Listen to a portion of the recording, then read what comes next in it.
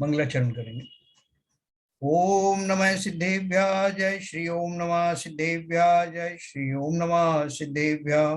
मंगलम भगवान वीरो मंगलम गौतम गणि मंगलम कुंद कुंदाद्यो जयंधर्मोस्तु मंगलम सर्वमंगल मांगल्यम सर्वकल्याणकारकम प्रधानम सर्वधर्माणां जैनम जयतु शासनम जैनम जयतु शासनम जैनम जयतु शासनम। देखिए हमारा श्लोकदेश नाम का ग्रंथ चल रहा है जिसके रचयिता है पूज्यपाद स्वामी, और हिंदी में बहुत लोगों ने उसकी जो है टीकाएं की हैं। ये जो विशेष कृति है इसमें विद्यासागर महाराज का जो संघ है उसमें उनका योगदान है। विशेष रूप से समता सागर महाराज ने उसमें दोहे लिखे हैं, और रतन लाल बेनाला जी ने इसको जो 12 वर्षीय जो सिलेबस है उसमें इसको शामिल किया है। तो कल हमने जो है कल तक 5 दोहे पढ़े थे, मैं 5वें दोहे से फिर से प्रारंभ करूंगा, और काफी उसमें प्रैक्टिकल बातें हैं, टू दी पॉइंट।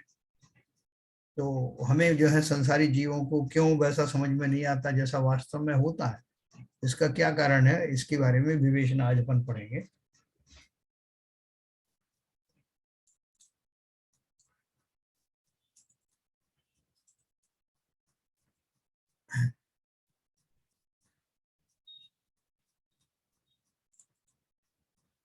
उन्होंने बोला था देखो कि जो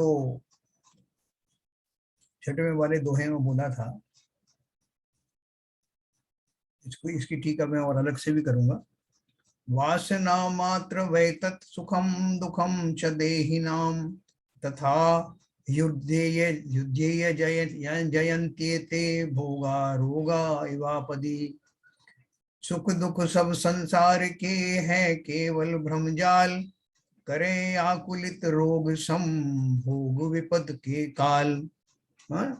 संसारी जीवों के ये इंद्रिय सुख और दुख कल्पना मात्र हैं, इसीलिए ये भोग आपत्ति के समय रोगों की तरह उद्वेजयंती यानी व्याकुल करते हैं। संसारी प्राणियों को इंद्रियों से प्राप्त सुख दुख कल्पना मात्र हैं, वास्तविक नहीं है। इसीलिए ये इंद्रियों के भोग आपत्ति के समय रोगों की तरह आकुलता पैदा करते हैं। इसमें दोहा में पढ़ता हूं। तनधारी जीवों का सुख तो मात्र वासना का जल है, दुख ही दुख है सुख सा लगता मृगमरीचिका का जल है। संकट की घड़ियों में जिस विध रोग भयंकर उस विध है, भोग सताते भोक्ताओं को भोगे तंकर किस विध है। देखो इसको दो टीकाएं मेरे सामने और भी हैं जिसमें इसका जो है अर्थ और विस्तार से बताया। एक टीका में लिखा है, जैसे खुजली के रोगी को अपनी खुजली को खुजाने में बड़ा आनंद का अनुभव होता है, परंतु खुजलाने के पश्चात उसे बड़ा दुख होता है।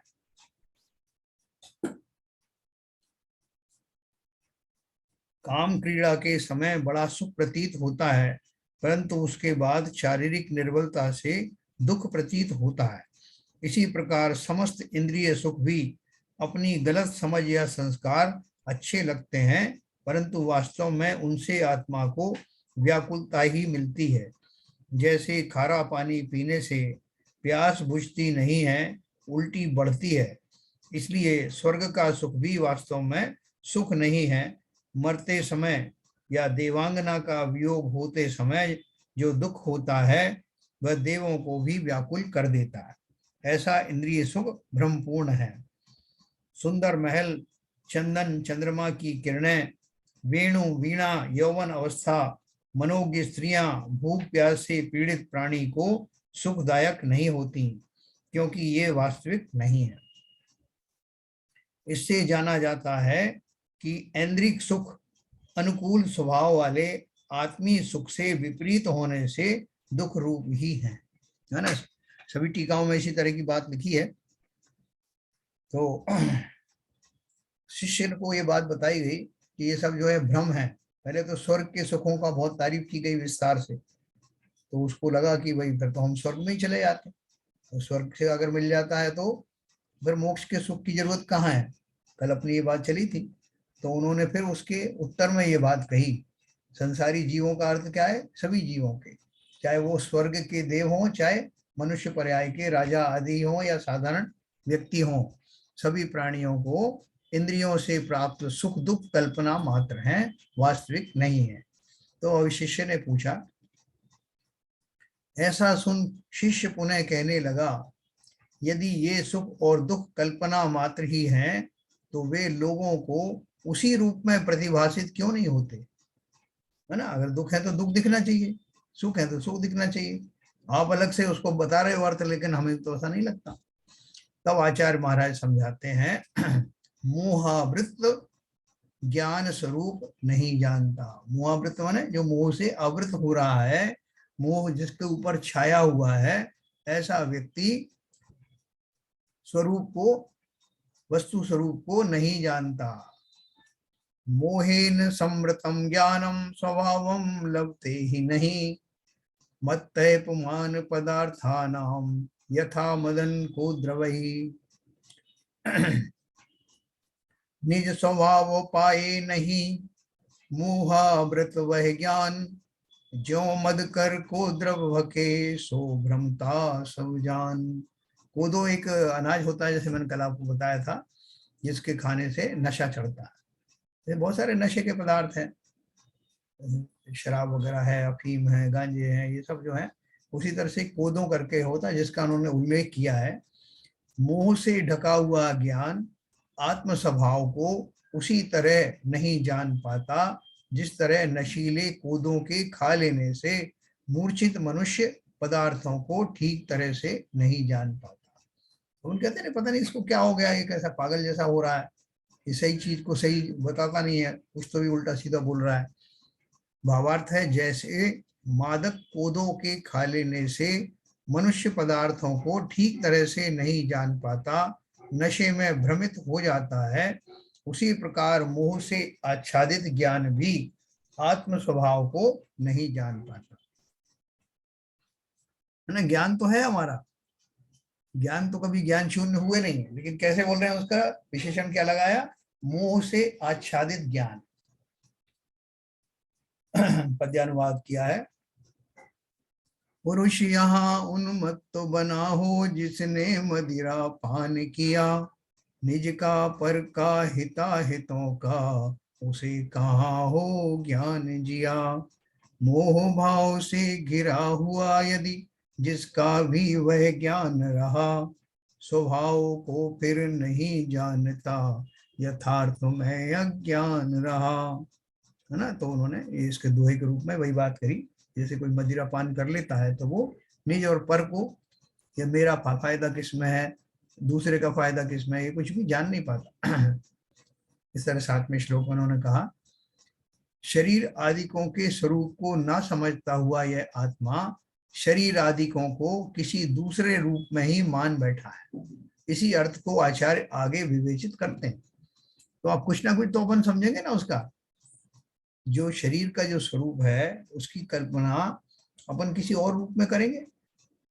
देखो आज कितनी जो है थ्योरी चल रही हैं, मैं अभी सुन रहा था,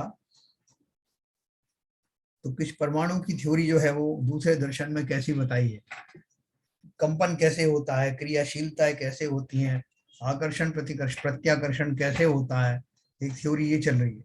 दूसरी थ्योरी वो श्री रविशंकर जी बता रहे थे कि वो कैसे जो है तरंगों के माध्यम से बहुत सारी जो है क्रियाएं होती हैं, और शरीर के जो आज्ञा चक्र आदि हैं 100 से ज्यादा हैं, उनमें कैसे क्या घटित होता है, बहुत सारी थ्योरीज हैं। तो अपन को बहुत सिंपल शब्दों में आचार्यों ने बताया, कहीं भ्रमित होने की जरूरत नहीं। क्या बताया, शरीर आदि को के स्वरूप को न समझता हुआ यह आत्मा शरीर आदि को किसी दूसरे रूप में ही मान बैठा है। शरीर तो हमको भी दिखाई देता ना, लेकिन हम उसके बारे में अपनी क्या थ्योरी बनाते हैं। हर व्यक्ति अज्ञान दशा में शरीर और आत्मा की थ्योरी अपने अपने हिसाब से बनाता है। इसी अर्थ को आचार्य आगे विवेचित करते हैं। 8वां नंबर का दोहा है।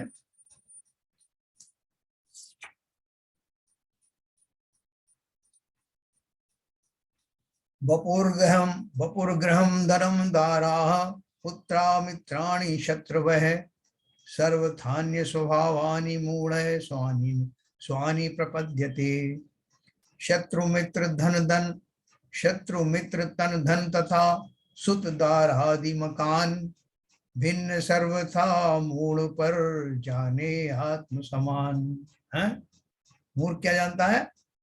जो कि बोल रहे वास्तव में शत्रु मित्र तन और धन तथा सुत यानी बेटा, दारादि यानी भाई आदि, मकान सब अलग हैं, लेकिन मूढ़ व्यक्ति अपने की आत्मा जैसा ही मानता है, उन्हें आत्मिक ही मानता है।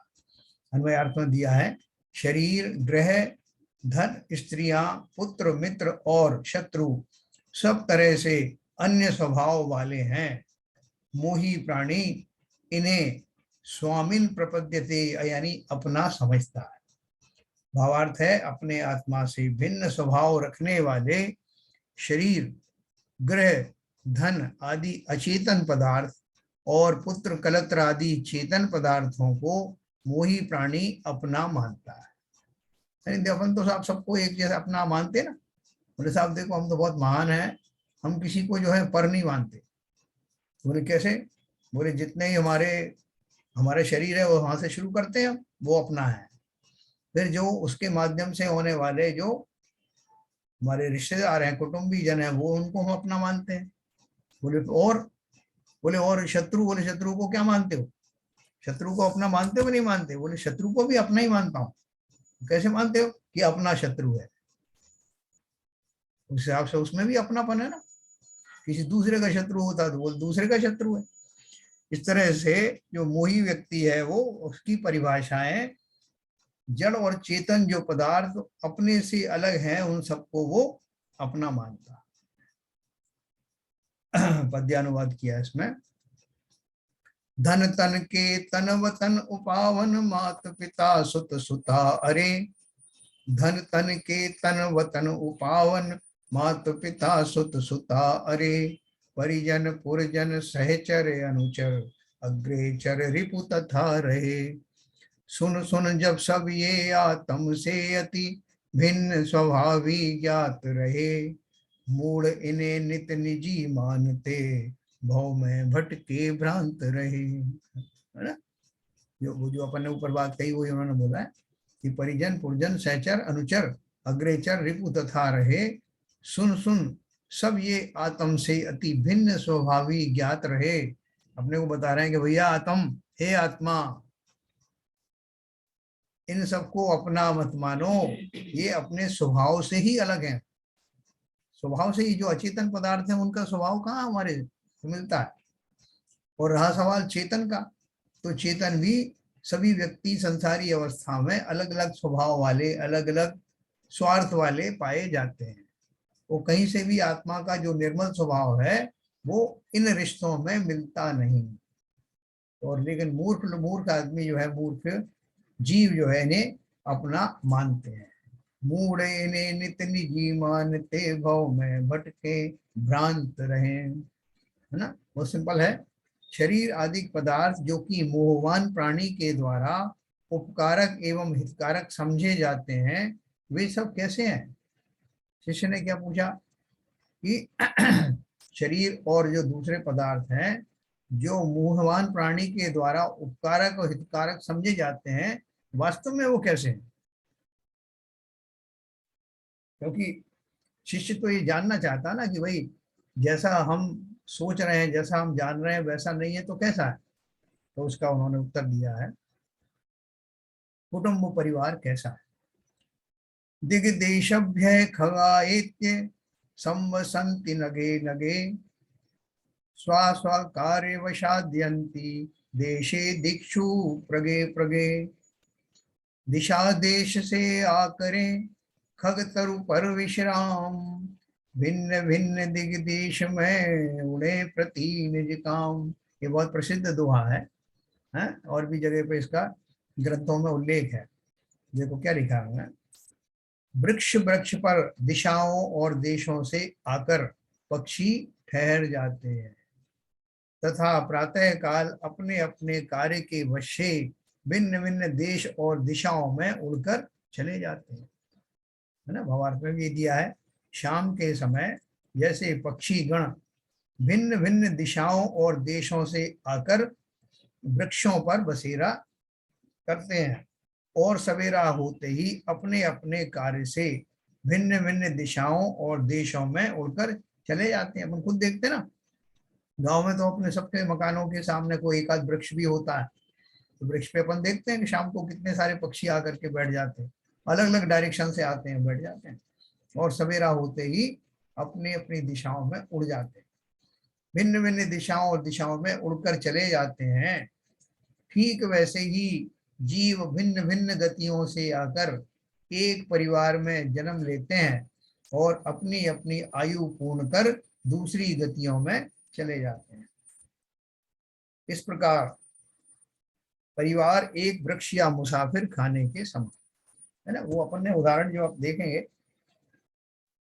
उस वृक्ष के ऊपर में आने वाले जो पक्षी हैं वो कहाँ से तो आते हैं, क्यों आते हैं, उनको कौन गाइड करता है, वहीं आकर क्यों बैठते हैं, सुबह तक ही क्यों बैठते हैं और शाम को क्यों चले जाते हैं। उनकी कोई माँ मम्मी वगैरह है क्या जो उनको गाइड करती है? सुबह चले जाते हैं, तो उनकी कौन मम्मी वगैरह है क्या कोई जो उसको समझाती है भैया वहाँ ठीक से रहना। जैसे हमारे माता पिता तो वो चिंतित रहते हैं जब हम छोटे होते हैं कि जहाँ जा रहे हो कैसे जाओगे, वहाँ तुम्हारा इंतजाम क्या होगा, खाने पीने का क्या रहेगा। ऐसा उनको कोई पूछने वाला है क्या कि भैया कहाँ जाओगे, किस तरफ जाओगे, क्या करोगे, वहां तुम्हें कौन मिलेगा, जो भी दुर्घटना के शिकार हो जाए तुम जानो। कोई समझाने वाला नहीं, कोई गाइड करने वाला नहीं। तो हम तो इस अपेक्षा से कितने पुण्यशाली हैं, मनुष्य पर्याय में ये सुविधा मनुष्य पर्याय में है ना अवेलेबल, कि हमें अपने जो स्वजन हैं, जिन्हें हम स्वजन कहते हैं, वो इस तरह की गाइडेंस देते हैं। लेकिन वो पक्षियों को तो कोई गाइडेंस देता नहीं। लेकिन पक्षियों की उपमा दे करके क्या बताया जा रहा है कि सारा कुटुंब परिवार ऐसा ही है। ये हम हमारे भाई कहाँ से आया, पत्नी का जीव कहाँ से आया, पुत्र का जीव कहाँ से आया, पहले कहाँ था, और आगे उसकी पर्याय पूरी होने के बाद वो कहाँ जाने वाले हैं।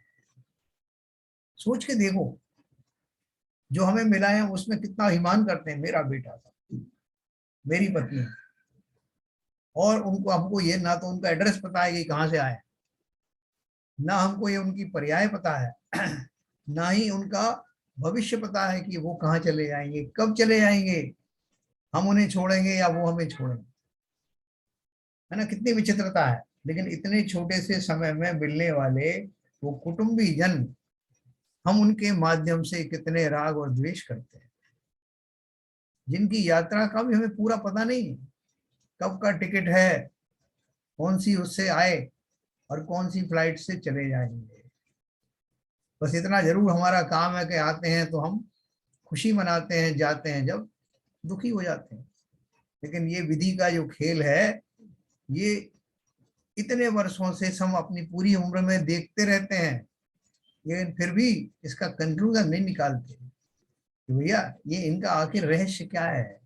जिनके लिए मैं आज आंसू बहा रहा हूं वो इसके पहले कहाँ थे और अब मुझे कब मिलेंगे। हम अपने अपने मरण के लिए भी बड़े दुखी रहते हैं। भैया आखिरी समय में बेटे को भी अपन जो है एक भावनात्मक अपील करते हैं कि भैया तुम विदेश जा रहे हो तो वहां रहो, भले से ही अच्छे से रहो, सुखी रहो, लेकिन हमारा जरा ध्यान रखना। तो क्या ध्यान रखें आपका? अंतिम समय में आ जाना है, अंतिम समय में हमारा संस्कार करके चले जाना। वो संस्कार तुम्हें पता रहेगा कि कौन आके संस्कार करके गया? आंख बंद होने के बाद किसने क्या किया, किसने तुम्हारे ऊपर फूल फेंके, किसने मालाएं चढ़ाई, ये भी पता नहीं चलेगा। देखो ये पूरा का पूरा सीन हमारे सामने चलता है, जीवन मरण का। कौन से पात्र हमारे जीवन में आते हैं, कौन से बिछुड़ जाते हैं, कौन से मित्र शत्रु बन जाते हैं, कौन से शत्रु मित्र हो जाते हैं, ये सारा साइकिल जो बता रहे हैं आचार्य, हम प्रत्यक्ष देखते हैं। लेकिन फिर भी हम मोहांध बने रहते हैं, उनको देख कर भी अनदेखा कर देते हैं। आचार्यों ज्ञानियों में और हम में यही तो फर्क है। वो उन घटनाओं को देख करके उनसे सीख लेते हैं और उनको वास्तव में उसका कारण ढूंढते हैं कि क्यों हो रहा है सब।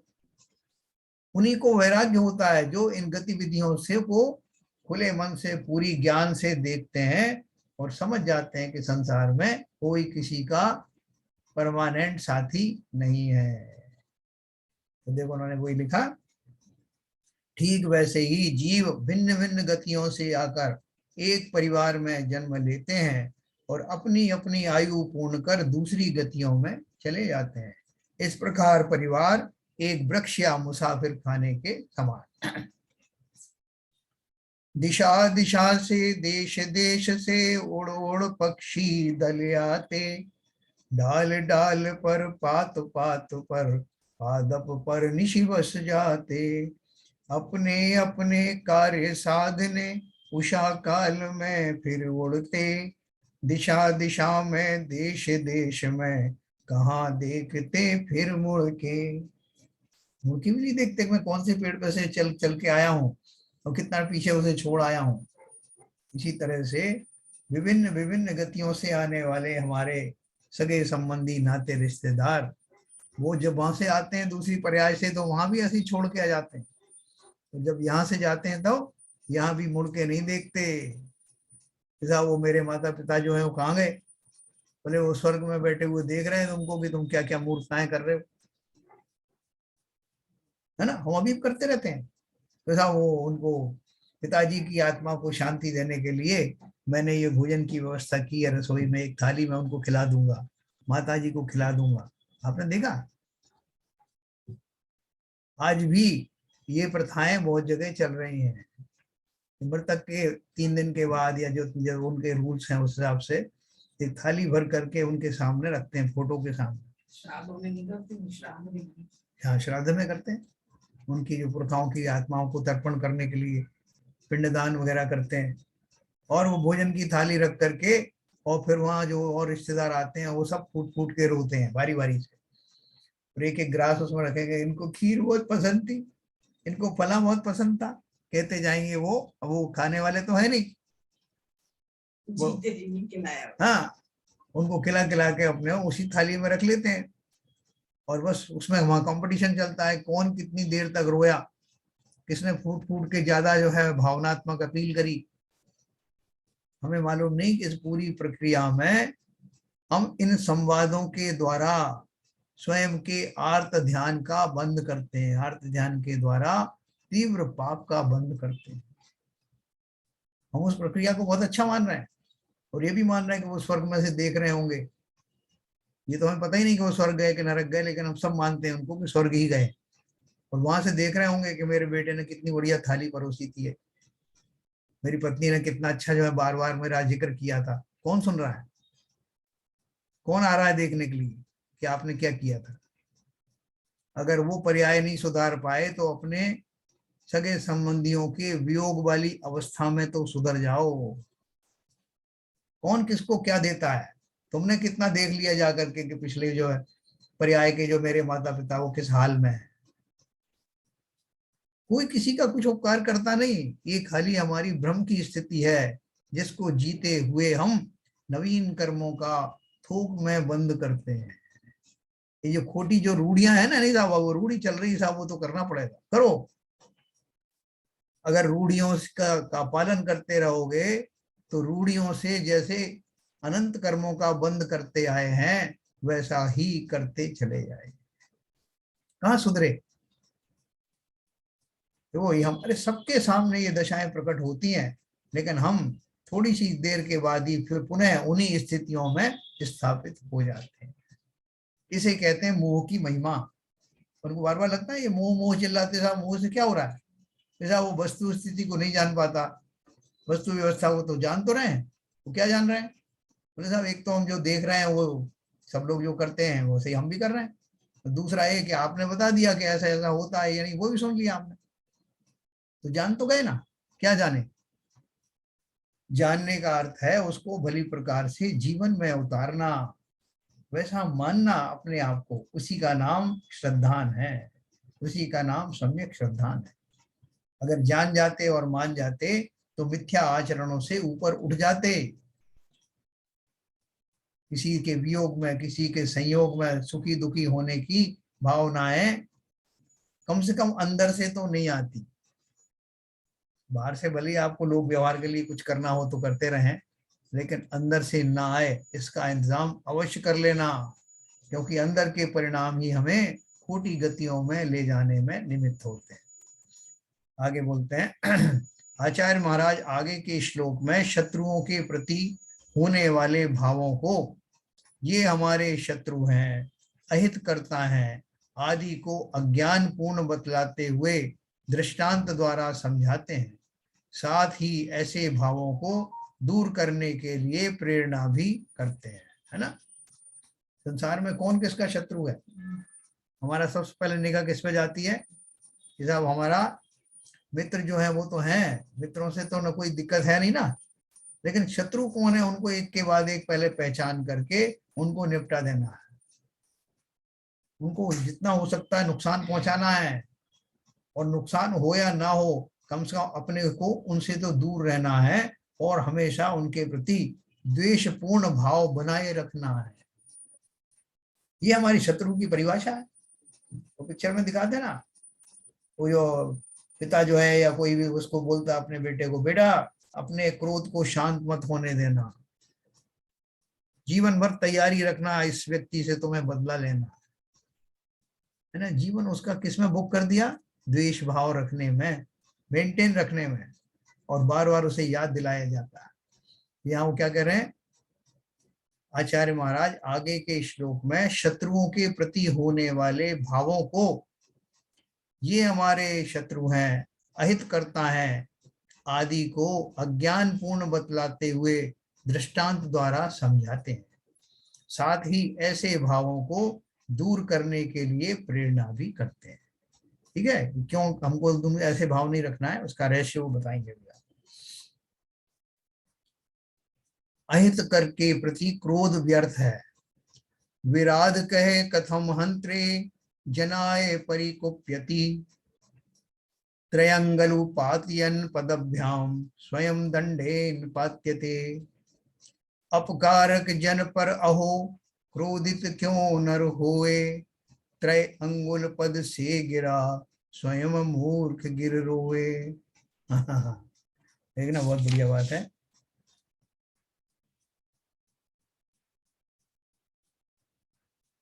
अपकार करने वाला मनुष्य यानी हंत्रे जनाय, अपकार करने वाला मनुष्य मारने वाले मनुष्य के लिए क्यों क्रोध करता है। तीन अंगुले यानी फावड़े आदि का भूमि पर खोदने के लिए गिरता हुआ मनुष्य पैरों के द्वारा स्वयं लकड़ी के बैट द्वारा गिराया अर्थात झुकाया जाता। क्या बोल रहे हैं? जैसे तीन अंगुले यानी घास आदि उठाने के लिए तीन उंगलियों के समान बने हुए लकड़ी के या लोहे के औजार से या फावड़े के जमीन पर कूड़ा कचरा उठाते धरते या पृथ्वी को खोदते समय मनुष्य को खुद झुकना पड़ता है, इसी तरह अपना घात या हानि करने वाले को स्वयं अपने बुरे कर्म का दंड मिला करता है। ये दूसरी टीका में से मैं पढ़ रहा हूं। जो दूसरों की हानि करता है उनकी हानि कर्म के उदय से अवश्य होती है। जो जैसा करता है वैसा ही सुख दुख भरता है। फिर बुद्धिमान मनुष्य तू अपने अपकार करने वाले पर क्यों व्यर्थ क्रोध करता है। तेरा अपकार करने वाले मनुष्य को उस अपकार का दंड स्वयं अवश्य मिलेगा, तू राग द्वेष मत कर। तो ये बहुत बढ़िया बात मैं आपको बताऊंगा। यहाँ तो उन्होंने वही बात कही है, लेकिन इसका एक लाइव एग्जाम्पल है। ये आपने नरेंद्र मोदी जी को देखा होगा, बहुत सारी घटनाएं घटित होती हैं देश में और लगता है कि इतनी बड़ी घटना की सजा मोदी जी जरूर देंगे। एक बार उनको पंजाब में उनको घेर लिया था, वो मारने के लिए तैयार थे, सब तरह की ऐसी व्यवस्थाएं हो गई थी, और भी कई कई जगह हुआ, और लगता था कि अब तो वो कुछ ना कुछ करेंगे। लोग लाल किले पे चढ़ गए और ये सब किया, तो वो आप लोगों को लगा मोदी जी का गुस्सा देखना को मिलेगा। उन्होंने कुछ नहीं किया, एकदम शांत भाव से जैसा चलता है वो चलते रहने दिया। वो इस सिद्धांत के दृढ़ विश्वासी हैं वो, ये आप ही तय मर जाएंगे कर कर खोटे काम। और आपने देखा पंजाब में जिसने उनके प्रति ऐसी अवज्ञाएं की थी, वो दूर दूर तक नहीं रहा मुख्यमंत्री, तो दूर की बात है वो पार्टी में किसी काम का ही नहीं रहा, पूरी पार्टी हार गई। इसी तरह से वो जो लाल किले पे चढ़े थे, वो इनमें से कौन कौन तो मर गए अपने आप में। किसी का एक्सीडेंट हो गया, किसी का कुछ हुआ। आप एनालाइज करना है पूरी घटनाओं को, और वो इस सिद्धांत पर भली भांति चलते हैं, और अपने आप ही आपको देखेंगे कि वो रिजल्ट्स अपने आप मिलते हैं। जरूरी थोड़ी कि हम उग्र होकर के सबको दिखाएं कि देखो मैं इसका हित कर रहा हूँ। प्रकृति में व्यवस्थाएं हैं, उन व्यवस्थाओं पर विश्वास करना और अपने परिणामों को जितना शांत रख सकते हो करना। ये लाइव एग्जांपल मैं आपको बता रहा हूँ। और बहुत से बड़े बड़े करिश्मे होते रहते हैं और वो जरा भी विचलित नहीं होते। ना ही उनको किसी ने बोला था, अब तो पूरे अभी सारे देशों में वो सबसे बड़े मान्य नेता के रूप में उभरे हैं और लोग उनको बहुत मान्यता दे रहे हैं, वो सबने अपना मित्र बना लिया और सबको, लेकिन वो जरा भी किसी तरह के अभिमान में दिखाई देते नहीं। ये सब हम प्रत्यक्ष देखते हैं, और दिन दूना रात चौगुना उनका यश अपने आप ही बढ़ता जा रहा है। उसके साथ ही बढ़ती जा रही उनकी विनम्रता, गरीबों के प्रति उनका जो सहानुभूति है, उनकी जो सहृदयता है, वो जग विख्यात है। तो क्या हम इनमें से कुछ लेसन नहीं ले सकते क्या? प्रकृति किस लिए बैठी है? कहते हैं हम कानून को अपने हाथों में लेने को व्याकुल रहते हैं, और प्रकृति में सब अपने आप इंतजाम है। आप तो क्या सजा दोगे, जो प्रकृति देगी उसका कोई मुकाबला नहीं। लेकिन उसके बावजूद भी ज्ञानी लोग उन्हें सजा मिल जाए ऐसा भाव भी नहीं रखते। क्यों नहीं रखते? क्योंकि ज्ञानत राय जी ने कहा है, गाली सुन मन खेद नानो, गुण को अवगुण कहे अयानो, कहिए अयानो वस्तु छीने, बांध मार बहु विधि करे, घर ते निकारे तन विदारे, बैर जो न तहां धरे। क्यों नहीं रखते वो बैर, है ना? तो उन्होंने लिखा ना आखिर, तय कर्म पूरब किए खोटे, सहे क्यों नहीं जिएरा, अति क्रोध अग्नि बुझाए प्राणी, साम्य जल ले सियरा। ये रैश है, इसलिए ज्ञानी जन विचलित नहीं होते भैया, जिसको जो करना है कर लो, क्योंकि मैंने भी ऐसा किया था तुम्हारे साथ। अब तुम अपना कर्ज वापस करने आए, लेने आए हो, खुशी खुशी से ले जाओ और मुझे इन कर्मों से मुक्त करो। यही तो भाव पार्श्वनाथ ने रखा था। जब कमठ का जीव आया और उसने बार बार उपसर्ग किए, तब भी उन्होंने जो क्षमा क्यों बनाए रखी, समर्थ होते हुए भी। जब उनको विश्वास था, उन्हें मालूम था कि पूर्व में इस व्यक्ति के साथ मैंने पुराने किन्हीं भवों में अवश्य ऐसा किया है, जिसके फलस्वरूप ये इसकी क्रोध अग्नि शांत नहीं हो रही। तो जब तक मैं समता का जल, सम जल सीरा, तब जब तक अपने द्वेषों के ऊपर, अपने विभाव परिणाम पर नहीं डालूंगा, तब तक मैं मुक्त कैसे होऊंगा? तो ये व्यवस्था यहाँ पर है। कौन शत्रु है, कौन मित्र है? शत्रुओं के प्रति द्वेष ना धारण करने वाला महान है, साधारण व्यक्ति नहीं कर सकता। इसीलिए कहा कि क्षमा वीरस्य भूषणम। छोटे मोटे लोग क्षमा थोड़ी कर सकते हैं, बदला ले सकते हैं, भाव ऐसे खोटे रख सकते हैं, लेकिन इतना किसी ने बुरा किया आपके साथ और आप फिर भी समता में रहें यशोधर मुनिराज की तरह, ये वीरों का काम। देखो उन्होंने एक दोहा लिखा है, हत्यारा यदि हत्या करता त्यों, तुम क्यों उस पर क्रोध करो, हत्यारे तो तुम भी हो फिर, कुछ तो मन में बोध धरो। त्रैंगुल को निज पैरों से जो कोई मानव गिरा रहा, उसी समय पर उसी दंड से स्वयं धरा पर गिरा आहा। है ना? जैसे फावड़ा वगैरह चलाते हैं तो उसको नीचे करने के साथ साथ जीव को खुद भी झुकना पड़ता है ना। तो इसलिए बोल रहे हैं, जब मैं किसी का अहित करूंगा तो सबसे पहले स्वयं का भी तो अहित होगा। मुझे वैसे खोटी एनर्जी वाले भाव मन में लाने पड़ेंगे। आपने देखा जब कोई किसी को मारने के लिए भेजता है, वो सुपारी उपारी देते हैं ना, तो वो जो किलर्स होते हैं वो भी मदिरा पान करते हैं। क्यों करते हैं मदिरा पान? जिससे उनका विवेक मर जाए, मारते वक्त उनके हाथ ना कांपे। नहीं तो अगर वो होश में होंगे तो किंचित उनकी उनके भावों में नम्रता भी आएगी कि मैं ये क्या कर रहा हूँ, अंदर से आत्मा धिक्कारेगी ना। इसलिए ऐसा नशे के ऊपर नशा कर लेते हैं जिससे ये भेद ही ना रहे कि मैं कुछ गलत काम कर रहा हूँ। तो क्या कह रहे हैं कि अगर मैं किसी व्यक्ति को से बदला लेने की भावना रखूंगा तो पहले मुझे उतने खोटे भाव धारण करने पड़ेंगे उस लेवल के, जिसके आने पर ही तो मैं उसका अहित करूंगा। वो एनर्जी लेवल लाना पड़ेगा जिसके परिणाम स्वरूप उस जीव का बुरा हो या ना हो, मेरा तो अवश्य ही बुरा होगा। ये पक्का है, 100% मेरा भला होने वाला नहीं। ये ज्ञानियों की सोच है। तो देखो आगे का दोहा पढ़ेंगे, ये बात सबके समझ में आई होगी और फिर अपन डिस्कस करेंगे एक दोहे के बाद। संसार में जीव किस तरह घूमता है। राग द्वेष द्वयी दीर्घ नेत्राकर्षण कर्मणा अज्ञानात् सुचिरम जीव संसारो संसार अब्धौ भ्रमत्यसो। भ्रमे जीव भव दधि विषय सुचिर काल बिन ज्ञान। राग द्वेष की डोर से घूमत यथा मथान। है ना, मथानी होती है ना, तो वो कैसी चलती है मथानी, आपने देखा ना, जो अपना दही बिलोते हैं तो वो दोनों तरफ डोरी उसकी होती है ना, कभी एक बार इधर एक बार उधर। ये बोल रहे हैं जी संसारी प्राणी इस संसार समुद्र में अज्ञान के वशीभूत हो अनादि काल से राग द्वेष रूपी दो डोरियों से घुमाई जाती हुई मथानी की तरह भ्रमति असौ यानी घूम रहा है, अज्ञान के वशीभूत। भावार्थ में लिखा है चिरकाल से यह जीव अज्ञान के द्वारा संसार समुद्र में राग द्वेष रूपी दो रस्सियों से मथानी की तरह घूम रहा है, भ्रमण कर रहा है। जब वो दही बिलोते हैं ना, पहले के जमाने आपने देखा होगा, माएँ अपनी पुरानी वो क्या करती थी कि वो एक बड़े से बर्तन में एक रस्सी लपेट कर उसके दो सिरे होते थे, उसको घुमाते थे तो वो मथानी से जो उसमें उनका घूमना होता था। एक बार ये वाला एंड उस तरफ चला जाता, एक बार वो वाला एंड जाता था।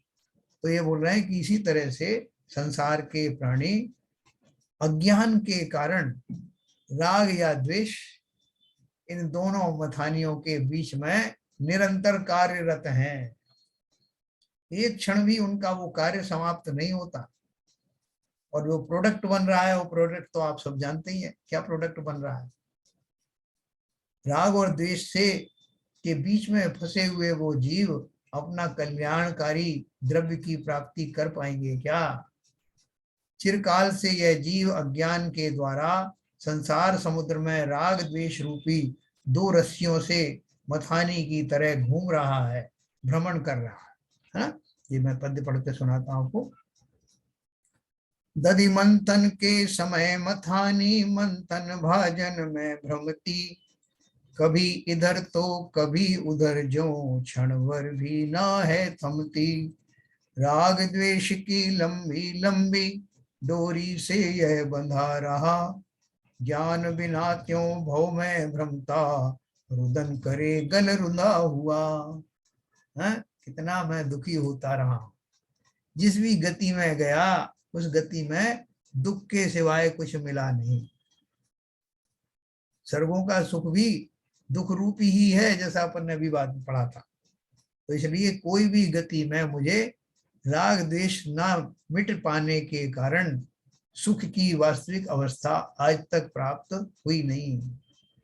इसलिए मैं वीतरागी भगवान को प्रणाम करता हूं कि जिन्होंने इतनी लंबी साधना के बाद, उच्च कोटि की साधना के बाद ये राग और द्वेष की डोरियों को समाप्त कर दिया, है ना। तो ज्ञान बिना त्यों भव में भ्रमता, रुदन करे गल रुधा हुआ। राग द्वेष के साथ में और ज्ञान के अभाव में जीव ने कितनी कितनी बार आवाजें दी, प्रभु मुझे बचा लो, हे भाई मुझे बचा लो। मेरा गला रुंध गया रोते रोते, लेकिन किसी ने कृपा कर ना पाया। और उसका जिम्मेवार मैं ही हूँ।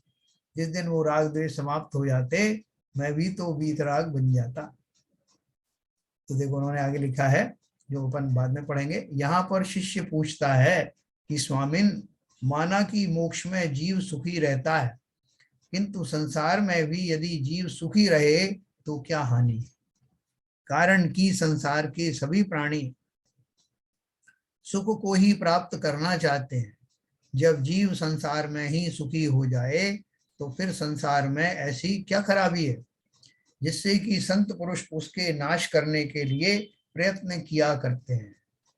किसको नाश करने के लिए? संसार मतलब ये जो रचना है उसकी बात नहीं हो रही, अपने अंदर का संसार यानी राग द्वेष आदि, जिससे कि संत पुरुष उसके नाश करने के लिए प्रयत्न किया करते हैं। इस विषय पर आचार्य आगे कहेंगे।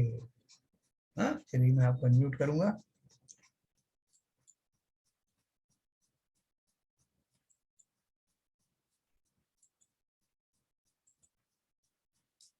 हाँ जी। बहुत सुंदर सा। हाँ अलंकार अलंकार बहुत अच्छा यूज किया है। हाँ राग देश की रस्सी से मछली जाने स्टोरी में अपन फंसे रहते हैं दोनों तरफ से। तो अभी भी अपने को तो ये लग रहा है कि स्वर्ग में है तो मजे। भले ही आचार्य अपने को मानने नहीं दे रहे हैं, लेकिन लगता तो ऐसा है कि स्वर्ग में है मजे। स्वर्ग है? हैं? स्वर्ग कहाँ है? नहीं, वो जहां भी है मतलब मजे हैं, मतलब आचार्य कुछ अपन से खुल के नहीं बता रहे हैं, मोक्ष भेजने पे तुले हुए। वो मृत्यु का दुख तो है ही ना साहब। जन्म मृत्यु का दुख है। और वो तो बहुत खुल के बता रहे हैं। वो बता रहे हैं तो अपन ऐसा इंतजाम करें ना, ऐसे कि बस स्वर्ग गए, थोड़े दिन वहां रहे, फिर आ गए। ऐसा है, मोह का मदरा का जो पर्दा पड़ा हुआ है ज्ञान पे, हाँ उसमें अंदर भेद नहीं पा रहा है, वो अंदर जा नहीं पा रहा है। असली बात यह है, सुनते तो रोज हैं, शराबी के आम कितने ही उपदेश दो, हाँ वो तो मस्त रहता है उसमें। तो इसमें जो आज के दुआओं में जो तुलना की गई है जी। मादक पदार्थ की या मथनी की, हाँ तो काफी चुभने वाली बातें हैं ये। मतलब उसमें जैसे चक्रव्यूह में घुसने वाली विद्या, हाँ वही शायद मेरे ख्याल है कारगर होगी। इस तरह के अगर उपदेश मिलेंगे तो हो सकता है। नहीं, मगर आप देखो अपन को तो अभी भी कोई भोग भूमि की बात करे या स्वर्गों की बात करे तो चटकारे ले लेकर के अपन जो है। नहीं होता साहब, अब छटकारे लेने का इतना मैं तो नहीं समझता। जो स्वाध्यायी लोग हैं जी। तो मैं चटकारे लेके अब आनंद आता हूँ। क्यों मैं प्रमिला, अच्छा तो लगता है ना, कुछ नहीं मिले तो कम तो स्वर्ग तो मिल ही जाए। मोक्ष तो किसने देखा? हाँ, जो पास है उसको पहले झपट लो, बात की चीज बाद में देखेंगे। मोक्ष किसने देखा? तो असली बात इसमें आज करी है। हाँ मतलब आपको बार बार बता रहे हैं कि जो भी आपके प्रियजन है, हाँ वो कोई रिलेशन मतलब इट्स लाइक एक बार इकट्ठे हुए फिर बिखर जाने वाले।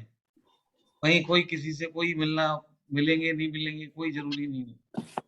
और लेकिन फिर भी हम मरे जा रहे हैं उनके प्रति जो है, उनके लिए जमा कर रहे हैं, या उनके लिए, या हमारे अंदर ये भाव है कि उनको पता नहीं क्या सुख नहीं देते हैं, या उनके दुख में इतने दुखी हो जाते हैं कि मतलब पता नहीं क्या हमारा चला गया। हाँ। तो बेसिकली तो मोह पर ही जो ये जो मोह बना हुआ है, एक तरीके से दुख स्वप्न जैसा है। मतलब देखो अपन को ऐसा विश्वास तो होता नहीं शरण जी। ये विश्वास तो होगा जब यदि दृढ़ निश्चय हो जाएगा। अभी देखो दृढ़ अपन जो जिसको बेटा कहते हैं, वो बेटा इसलिए कहते हैं कि जो धन मेरा बचेगा, जिसे मैं साथ नहीं ले जा पा रहा हूं, उसको मैं उस बेटे को ही तो दे जाऊंगा।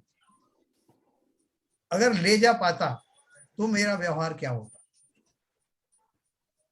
साहब एक चीज बताना चाहता हूँ यहाँ पर। हाँ जो शुरू के दोहे में जो अपने सांसारिक जीवन की जो तुलना पक्षियों के जीवन से की है, हाँ कि पक्षी आते हैं कहाँ से उड़ के एक पेड़ पे बैठते हैं फिर चले जाते हैं। तो आप इसको अगर कंपेयर करेंगे एक मिनट। हाँ। तो इसको अगर कंपेयर करेंगे तो आप देखिए, वो लोग, उनमें कोई राग द्वेष नहीं है, मोह नहीं है, क्योंकि उनमें इतना चेतन नहीं है, ज्ञान नहीं है। वो जो प्राकृतिक व्यवस्था है उसके उसमें रहते हैं, आते हैं, जाते हैं, उनके बच्चे भी हो जाते हैं, बड़े हुए फिर भूल जाते हैं कौन बच्चा किसका, वो उनको पता ही नहीं है। मगर जब मनुष्य में जीव आता है इस संसार में, तो वो चेतन के ज्ञान से दोनों ही चीज मिलती हैं, जो मोह से ढकी हुई हैं, और उसको दूर करके अगर उसी तरह पक्षी की तरह बना जाए तो मोक्ष मार्ग में जा सकता है। तो उसी से विवेक से अगर काम लिया जाए तो हो सकता है। तो ये कितनी बड़ी कंपैरिजन किया है हमें समझाने के लिए, और इस पर भी अगर हमको समझ में नहीं आती है तो हम कैसे समझेंगे। देखो, आपने एक बात अच्छी कही कि जो पंछी होते हैं, मैं तो इसमें से नेगेटिव बात निकालूंगा कि जो पंछी होते हैं वो उड़ते रहते हैं, इधर उधर से उधर चले जाते हैं, उनको कोई परेशानी नहीं। तो वो अपना एक फिल्मी गाना है ना, पंछी बनूं उड़ता फिरूं, क्या है, क्या पंछी या उड़ता फिरूं गगन में, नील गगन में, है नील ना। तो क्या हम ऐसे पक्षी नहीं बनना चाहते, उन्मुक्त भाव से कहीं विचरण करो, हम पे कोई कानून कायदे लागू ना हो और ऐसे स्वच्छंद घूमते रहे जैसे पक्षियों की तरह। तो वो पर्याय कौन सी बुरी, अच्छी है वो पर्याय पक्षियों की। अपना कल्याण नहीं कर सकेंगे। नहीं तो फिर वो पर्याय भी हमने भोगी है। हाँ आप क्या कहते हैं कि भोगी नहीं है? हाँ। हम उस पर्याय में भी गए हैं, और अगर उससे ही मुक्ति हो जाती तो उस पर्याय से फिर संसार में क्यों रहते? नहीं, उसमें राग मोह तो नहीं है, लेकिन उसमें जो खाने का है वो तो दुख है उनको। ढूंढते रहते हैं कहीं भी, कोई पूरा नजर खाने पे ही रहता है उनका। सुबह से लेके शाम तक उसी पे ढूंढते रहते हैं वो। राग मोह होता है कि नहीं उनको? राग मोह तो मालूम नहीं, क्योंकि उसमें तो हम नहीं कह सकते, लेकिन जो उनमें खाने का है कि कहीं भी कुछ भी दूर से पूरा टाइम उसी में लगे रहते हैं ढूंढने में। खैर वो भी एक राग है साहब। वो राग तो छोड़ो, सबसे बड़ा राग तो उस पर्याय के शरीर में रहता है। यस, वो उसको छोड़ना नहीं चाहते, वो उसको आप मारने की कोशिश करेंगे, टच करने की भाग कोशिश, जाए। वो अपने को बचाते हैं। सबसे बड़ा राग और मोह तो पर्यायगत शरीर से ही होता है। फ्री से होता है। वो राग तो रहता ही है। जिस पर्याय में रहता है जिस पर्याय में, यही तो सबसे बड़ा कष्ट है। जिस यस, पर्याय में जीव जाता है उसी को अपना स्वरूप मान लेता है, या उसी में तो सब पूरी तरह से रागी द्वेषी बना रहता है, जिसके कारण उसका संसार समाप्त होता नहीं। यस। ठीक है ना, ये अपन को मूल चीज रखना है। जैसे बहुत से लोग कह देते हैं ना साहब, सबसे सुखी होता है छोटा बच्चा, बोले उसका खूब अपने मजे से जो चाहिए वो मांग लेता है, जब मर्जी आए रो देता है, जब मर्जी आए हंस देता है, उसे कोई मतलब नहीं। अगर गृहस्थी में हम लोग इतने परेशान होते हैं, और सबसे ज्यादा सुखी वो है। तो ये हम अब किसी अपेक्षा से कह देते हैं, लेकिन बताइए कि वो सुखी है क्या? नहीं, सुखी कहाँ है? नहीं, वो अपनी मन की बात ही नहीं कह पाता। चलो सरिता जी कुछ कह रही हैं, सरिता जी बताओ। नहीं है, वो भी कहाँ सुखी है। हैं? वो तो कहाँ सुखी है, बोल नहीं पाता, तकलीफ है, कुछ है। कह नहीं पाता, बराबर। वो कितने बार देखो, छोटा बच्चे को इतनी तकलीफ रहती है, वो नहीं बोल पा रहा, केवल भोग रहा। बराबर है। तो अभी अपन तो मानते हैं संसार में अगर सुख नहीं है तो अपन प्रयासरत तो है ना संसार में कुछ ना सुख प्राप्त करने के लिए, और कोई ना कोई सुख अपन को मिलता रहे, इसका ही पूरा इसी जीवन उसी में चला जाता है। तो इसमें क्या गलत है? इस पर्याय के पूरे जीवन भर मैं इसी का प्रयास करते रहूं कि ये पर्याय मुझे कैसे सुखदायी बने। क्या ललित जी, अपना ये काम सही है ना?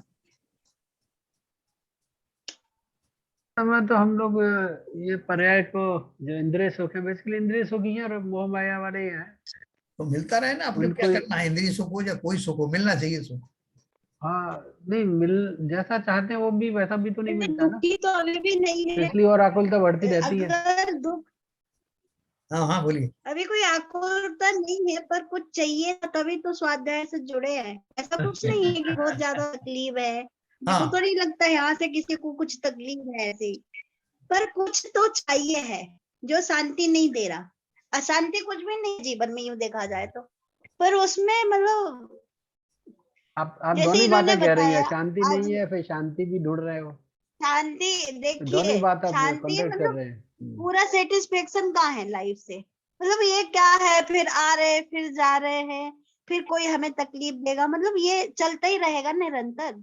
तो सीखो तो अशांति ऐसा और नहीं है कि भाई हम देखो सरिता जी जो बात कर रही हैं, जो प्रैक्टिकल बात कर रही है, क्या बोल रहे हैं कि जैसे जिन लोगों को अभी भी मोक्ष जाने की कोई जो है वो इच्छा नहीं है, मोक्ष जाने की ऐसे कोई उनको मजबूरी नहीं है, वो क्या सोचते हैं, हम तो चलो फिर भी स्वाध्याय कर रहे हैं, बाकी सब लोग जो है बहुत से ऐसे लोग हैं, ज्यादा मेजॉरिटी ये मान के चलती है कि भैया संसार में जो दुख दुख चिल्ला रहे हैं तो हम काहे का दुख है, सब कुछ मिल रहा है, मान लो हम संपन्न है, खूब खाना पीना अच्छे मिलता है टाइम पे, हम बेटे बहू भी सेवा कर रहे हैं और सब आज्ञाकारी हैं, धन भी खूब मिल रहा है, बीमार भी नहीं है, तो काहे का दुख है। तो फिर वो क्या करते हैं, उनसे बोलो कि फिर थोड़ा बहुत तो दुख होता है जीवन में ना, होता है तो क्या है, जैसे मान लो कि कभी बीमार हो गए तो अपने डॉक्टर को दिखा दिया, अच्छे से अच्छे डॉक्टर को दिखा दिया, कभी मान लो कुछ और अपना कपड़े फट गए तो अपनी शॉपिंग करके आ गए। तो ये छोटी मोटी आकुलताएं तो जो है मुझे होती रहती, लेकिन इनसे मेरे कोई प्रॉब्लम थोड़ी,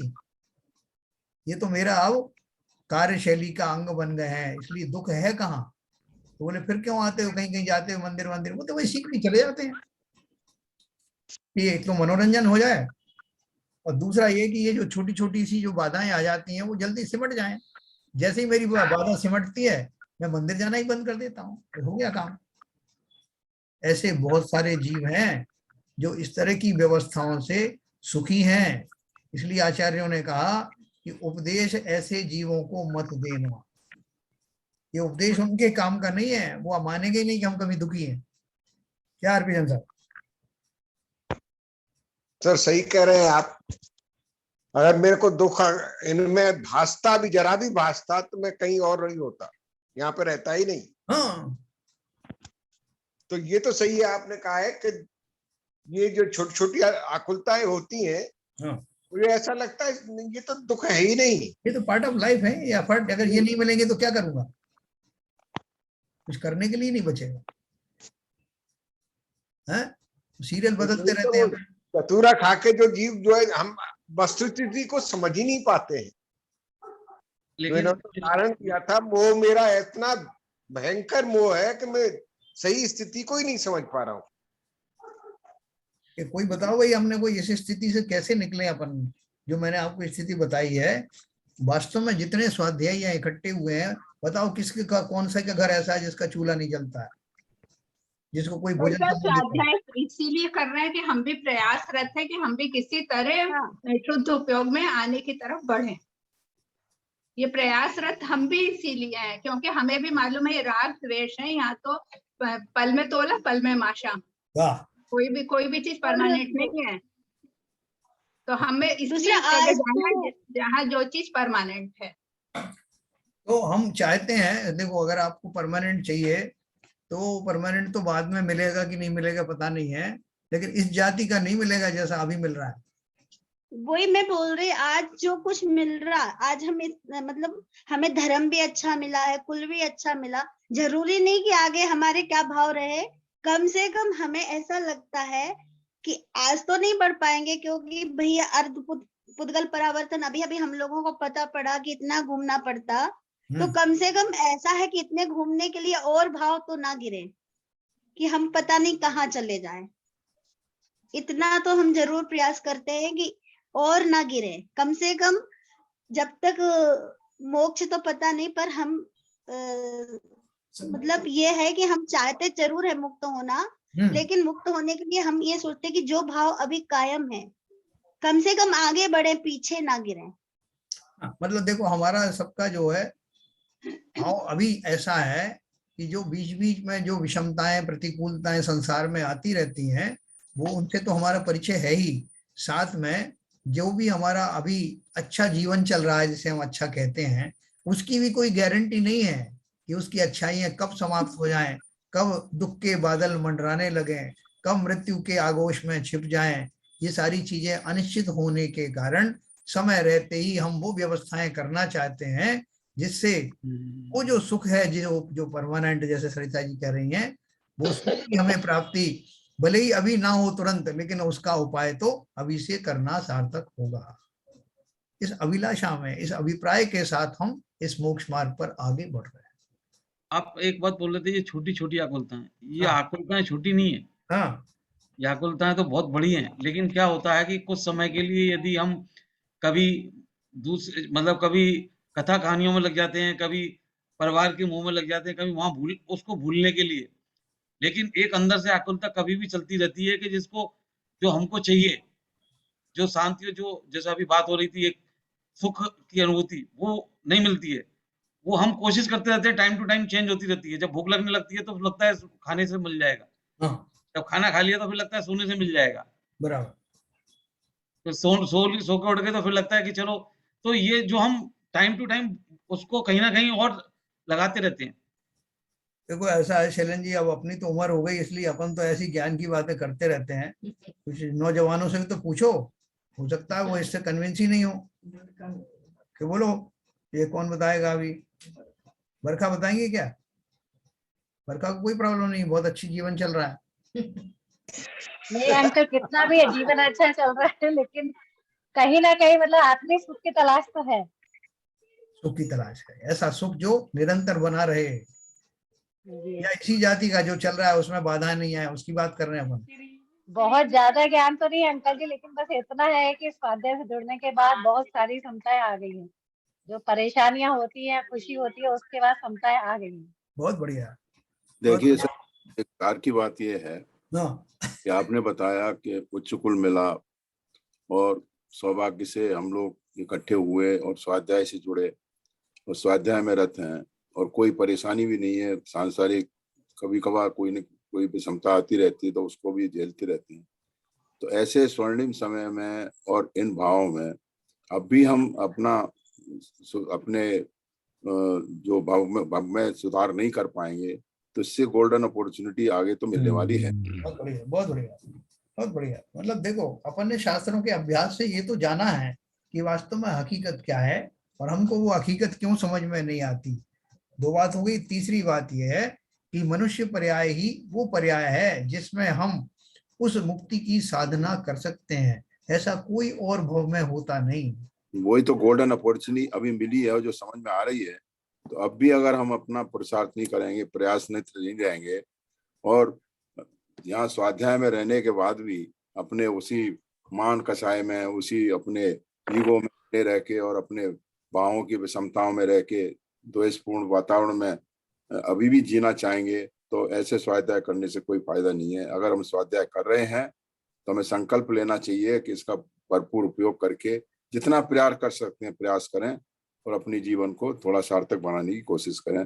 ये मैं आपसे जो प्रवचन होता है उससे मैं दिन पे दिन यही सीखता जा रहा हूँ। देखो मैं एक अंत में एक बात कहता हूँ कि जैसे माँ होती है वो अपने छोटे बच्चे को बहुत सारी बातें समझाती है। अब बच्चा अबोध होता है, लेकिन उसको ये पता होता है कि मेरी माँ जो करेगी वो मेरे लिए हितकारी ही करेगी, ये विश्वास उसको अवश्य होता है। इसलिए बहुत सारी चीजें उसके समझ में नहीं आती, तब भी वो उनकी आज्ञा मानता है।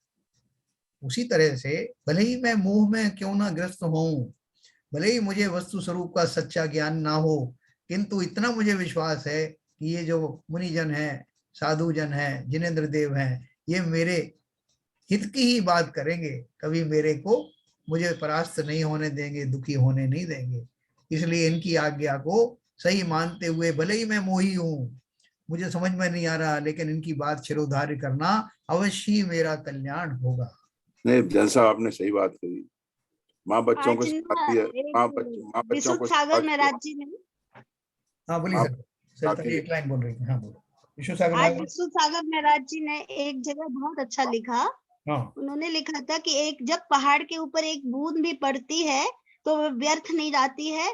पता नहीं कब बूंद पड़ते पड़ते पूरी चट्टान को, पहाड़ को तोड़ देती। इसलिए आज हम जो सुन रहे हैं, आप जो भी स्वाध्याय कर रहे हैं, वो कभी व्यर्थ नहीं जाने वाला है। बिल्कुल सही। भले आज हमें लग रहा है कि वो एक बूंद पड़ रही है तो कुछ असर नहीं पड़ रहा, पर कहीं ना कहीं असर जरूर पड़ रहा। बिल्कुल सही। ने बहुत बढ़िया एग्जाम्पल दिया पहाड़ का। और मैं क्या कह रहा था, माँ बच्चे को समझाती है कि ये तेरे बड़े हैं, इनके पैर छुओ, इनका आदर करो। कभी हम क्वेश्चन नहीं करते माँ को कि ऐसा क्यों करूं मैं। हाँ वो संस्कार लेके चलते हैं। बिल्कुल। आप यही कह रहे हैं कि जुनैन देव ने जो कहा है, तो उन संस्कारों में श्रद्धान करके, और इतनी स्वर्ण मौका मिला है, इसको जितना उपयोग कर सकते हैं अपनी सामर्थ्य से, जितना समय निकाल सकते हैं, तो हमें उसका सदुपयोग करना चाहिए। पता नहीं कौन सी घड़ी आ जाए हमारी पर्याय बदल जाए। बहुत हमें बढ़िया, बहुत बढ़िया, बहुत बढ़िया। बॉबी भी कुछ कहना चाह रही हूँ। बॉबी को भी कुछ हो गया आत्मज्ञान थोड़ा सा, है बॉबी, है क्या? आपको अवधि ज्ञान से मालूम पड़ गया वो कहना चाह रही उनका करते हैं तो मालूम पड़ जाता है। नहीं, जब अपन बोलते हैं कि वो रुमाल रख के चली गई तो उसको तुरंत मालूम पड़ जाता है, फिर दूसरे दिन पकड़ती है वो कि अंकल मैंने कोई रुमाल नहीं रखा, मैं वहीं थी। चलिए, बहुत बढ़िया है ये हमारा जो डिस्कशन है, वास्तव में ये हमको अवश्य ही सही रास्ते पर ले जाएगी। हम ये इन प्रकार नेगेटिव भाव के द्वारा भी उस पर पॉजिटिव भाव पर आने का प्रयास कर रहे हैं। इस सब में आप सब पूरी तरह से, पूरी सामर्थ्य से जुड़े हुए हैं। मैं सबको इस बात के लिए साधुवाद देता हूँ, और फिर कल अपन फिर जुड़ेंगे। तो सबको बहुत बहुत धन्यवाद। जिनवाणी स्तुति करें।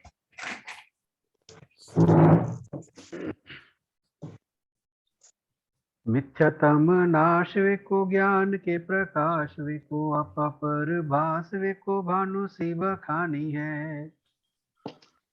छो द्रव्य जान वे को बंध विधि भान वे को स्वपर पिछान वे को परम प्रमानी है।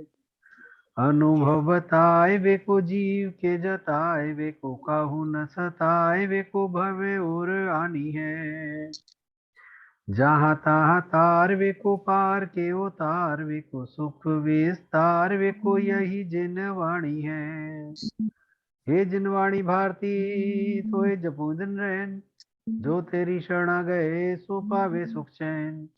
जिनवाणी के ज्ञान से सूझे लोकालोक, सो वाणी मस्तक धरो सदा देते हैं धो, सदा देते हैं धो। जिनवाणी माता की जय। नमोकार।